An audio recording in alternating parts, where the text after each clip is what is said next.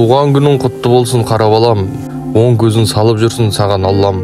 Жастан жасқа тола бер әр жыл сайын, аман жүр болғайсың дана адам. Қарадан қорықпаңдар қараларым, қара емес пе көріп жүрген жанарларың. Бар мұсылман ететін құлшылығын, ұмытпаңдар қара тасты қағба барын. Өзім қара, өзім айттым өз жайымды, қара түске келтіренді ыңғайыңды.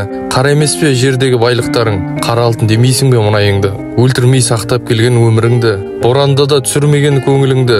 Оны қалай ұмытасың, бәрі білер қара кесек тән жылуы көміріңді. Қорықпаң қаралардан қараларым, тоқ қылды аш қазақты қара наным.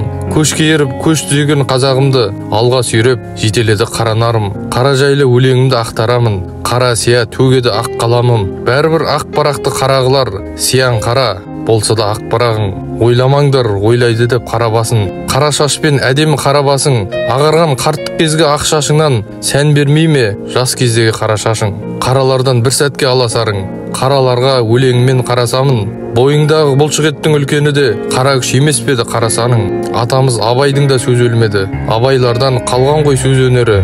Қара сөзін қалдырды ұрпағына, тыңдағанға өсиет қара өлеңі. Қасиетін білдіңдер ме қаралардың? Қаралардың көргенім жоқ ағарғанын. Ақ болсын, қара болсын ұзақ жасап, аман болсын бәрі де балаларым.